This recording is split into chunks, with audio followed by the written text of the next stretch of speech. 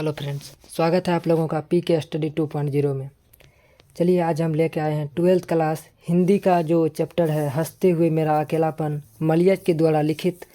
उनसे संबंधित question answer हम लोग पिछले 2 वीडियो में देख चुके हैं, जिनमें कि हम कुल 5 क्वेश्चन बता चुके हैं और इस वीडियो में उससे आगे 5 क्वेश्चन देखेंगे।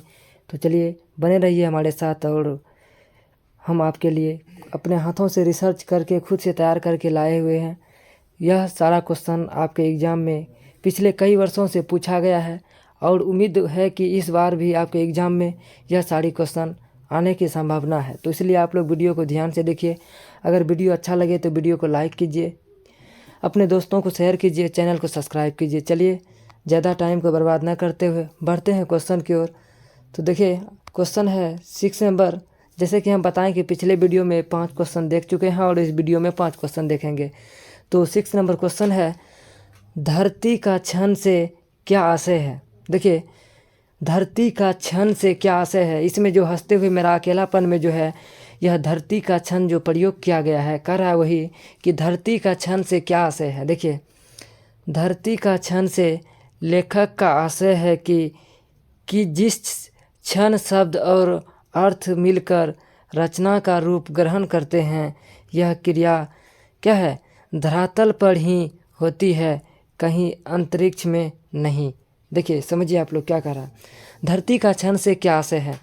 तो धरती का क्षण से लेखक का आशय है कि यह जिस क्षण शब्द और अर्थ मिलकर रचना का रूप ग्रहण करते हैं, यह क्या है, यह क्रिया धरातल पर ही होती है, कहीं अंतरिक्ष में नहीं होती है। तो धरती का क्षण से यही आशय है कि यह जो भी शब्द अर्थ मिलकर जो भी रचना या ग्रहण करते हैं तो वह सभी कहाँ पे, धरातल पे ही करते हैं, धरती पर ही करते हैं, अंतरिक्ष में नहीं करते हैं। तो धरती का क्षण से क्या है, यही आशय है। तो आप लोग समझ गए होंगे।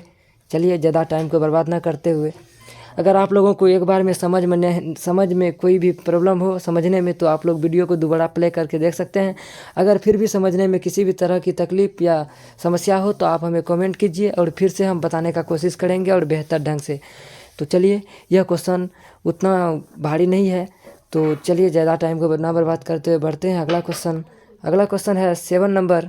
देखिए 7 नंबर क्वेश्चन है, क्या कह रहा है। 7 नंबर क्वेश्चन को ध्यान से देखेंगे हम लोग। कह रहा है, रचे हुए यथार्थ और भोगे हुए यथार्थ में क्या संबंध है। कह रहा है रचे हुए यथार्थ और भोगे हुए यथार्थ में क्या संबंध है। देखिए कह रहा है, भोगा हुआ यथार्थ एक दिया हुआ यथार्थ है। हर आदमी अपना अपना यथार्थ रचता है और उस रचे हुए यथार्थ का एक हिस्सा दूसरे को दे देता है। हर आदमी उस संसार को रचता है जिसमें वह जीता है और भोगता है। देखिए रचने और भोगने का रिश्ता एक द्वंद्वात्मक रिश्ता है। क्या कह रहा है समझिए एक बार। इतना लाइन को हम फिर से दोबारा करते हैं। कह रहा है, समझिए क्या कह रहा है क्वेश्चन। कह रहा है, भोगा हुआ यथार्थ एक दिया हुआ यथार्थ है। भोगा हुआ यथार्थ एक दिया हुआ यथार्थ है। कह रहा है हर आदमी अपना अपना यथार्थ रचता है और उस रचे हुए यथार्थ का एक हिस्सा दूसरे को दे देता है। हर आदमी उस संसार को रचता है जिसमें वह जीता है और भोगता है। रचने और भोगने, क्या कह रहा है, रचने और भोगने का रिश्ता एक द्वंद्वात्मक क्या है, रिश्ता है। एक के होने से ही दूसरे का क्या होता है, होना है। कह रहा है रचने और भोगने में द्वंद्वात्मक रिश्ता है, एक का होने से ही दूसरे का होना है। समझ रहे हैं आप लोग। कह रहा है भोगने का रिश्ता एक द्वंद्वात्मक रिश्ता है, एक के होने से ही दूसरे का होना है। दोनों की जड़ें एक दूसरे में हैं। कह रहा है और वहीं से वे अपना पोषण क्या करता है, पोषण रस क्या करता है, पोषण रस खींचते हैं। दोनों एक दूसरे को बनाते हैं तथा मिटाते हैं। समझ गए होंगे आप लोग। देखिए फिर से आप लोग समझिए। कह रहा है यथार्थ क्या है, समझिए आप लोग। यथार्थ क्या है? कह रहा है भोगा हुआ यथार्थ एक दिया हुआ यथार्थ है। हर आदमी अपना अपना यथार्थ रचता है और उस रचे हुए यथार्थ का एक हिस्सा दूसरों को दे देता है। हर आदमी उस संसार को क्या करता है? हर आदमी उस संसार को रचता है जिसमें वह जीता है और भोगता है। रचने और भोगने का रिश्ता एक द्वंद्वात्मक रिश्ता है। एक के होने से ही दूसरे का होना है। दोनों की जड़ें एक दूसरे में है और वहीं से वे अपना पोषण रस खींचते हैं। दोनों एक दूसरे को बनाते तथा मिटाते हैं। तो अगर आप लोगों को समझने में किसी भी तरह का प्रॉब्लम हो तो आप लोग वीडियो को दोबारा प्ले करके देख सकते हैं। अगर फिर भी किसी भी तरह की परेशानी हो तो आप हमें कमेंट कीजिए और बेहतर तरीके से आपको बताने का प्रयास करेंगे। अगर आपको हमारा वीडियो अच्छा लगे तो वीडियो को लाइक कीजिए, अपने दोस्तों को शेयर कीजिए ताकि आपके दोस्त भी आपके तरह यहाँ से पढ़ पाएँ और लाभ उठा पाएँ। तो चलिए ज़्यादा टाइम को न बर्बाद करते हुए बढ़ते हैं अगला क्वेश्चन की ओर। अगला क्वेश्चन है 8 नंबर क्वेश्चन। देखिए 8 नंबर क्वेश्चन कह रहा है लेखक के अनुसार सुरक्षा कहाँ है? वह डायरी को किस रूप में देखना चाहता है? देखिए समझिए आप लोग, बहुत इम्पोर्टेंट क्वेश्चन है। देखिए यह क्वेश्चन सिर्फ एग्जाम में नहीं अपने लाइफ में भी क्या है इम्पोर्टेंट है। कह रहा है फिर से समझिए 8 नंबर क्वेश्चन कह रहा है लेखक के अनुसार सुरक्षा कहाँ है? वह डायरी को किस रूप में देखना चाहता है? देखिए लेखक के अनुसार सुरक्षा सूरज की रोशनी में है। सुरक्षा चुनौती को झेलने में है, लड़ने में है, क्या है पीसने और खटने में है। वह डायरी अपने सभी अनुभवों के रूप में देखना चाहता है। वह चाहता है कि उसके सभी अनुभव डायरी में व्यक्त हो सके।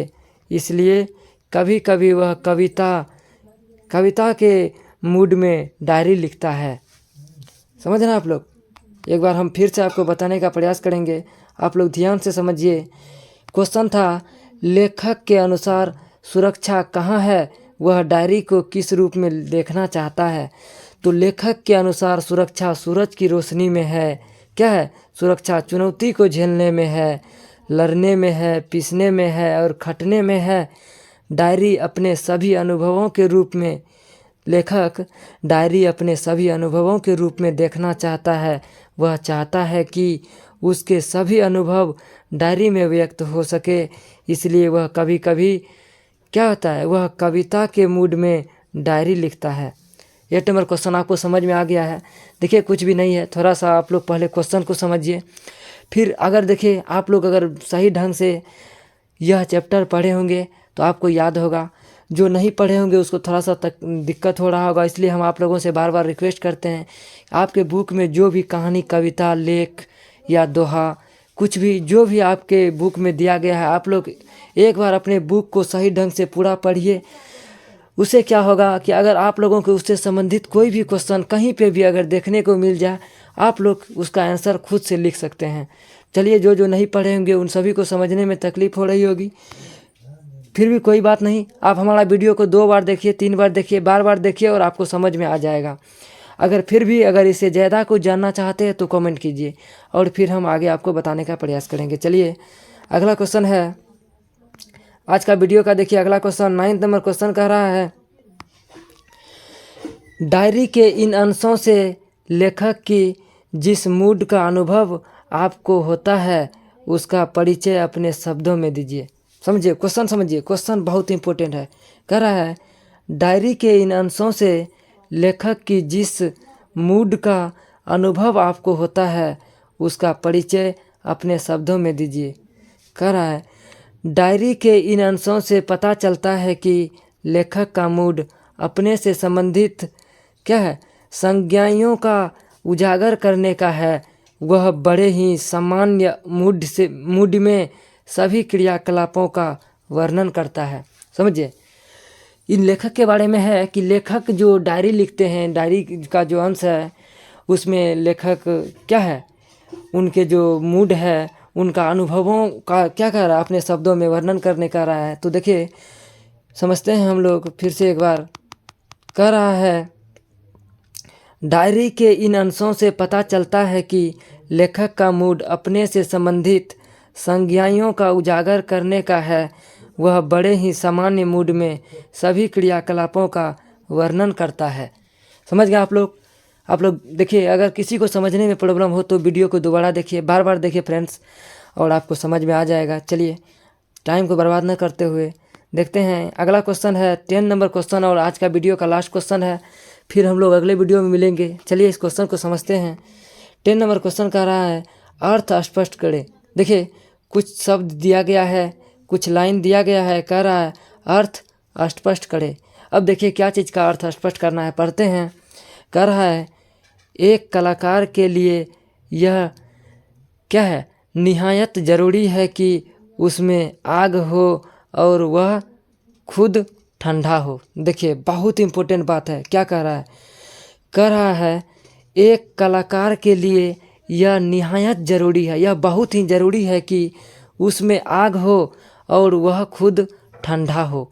तभी क्या होता है, एक अच्छे कलाकार बनते हैं। एक कलाकार बनने के लिए क्या होना चाहिए?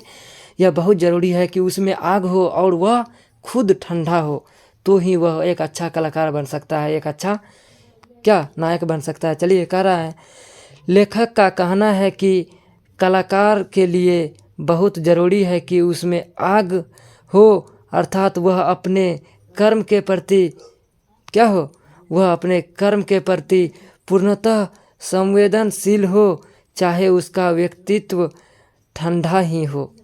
देखिए समझिए आप लोग, हम पहले ही बताएं।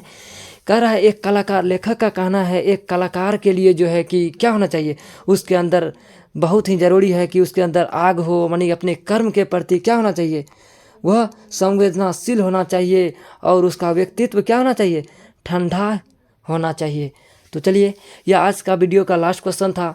तो हम लोग पिछले वीडियो में 5 क्वेश्चन देखे थे और इस वीडियो में 5 क्वेश्चन देखे, और इस वीडियो और इस चैप्टर से संबंधित जो भी क्वेश्चन बचा होगा हम अगले वीडियो में आपको बता देंगे। तो आप लोग बने रहिए हमारे साथ। इसी प्रकार से हम आपके लिए सभी विषयों का क्वेश्चन आंसर लेके आते रहेंगे, और हम अपने हाथों से रिसर्च करके अब खुद से आंसर तैयार करके लाते हैं अपने शब्दों में, ताकि आपको समझने में कोई भी तरह की प्रॉब्लम ना हो और आप आसानी से समझ सकें और आप आंसर लिख पाएँ। तो हमारे साथ बने रहिए, वीडियो को लाइक कीजिए, शेयर कीजिए, चैनल को सब्सक्राइब कीजिए।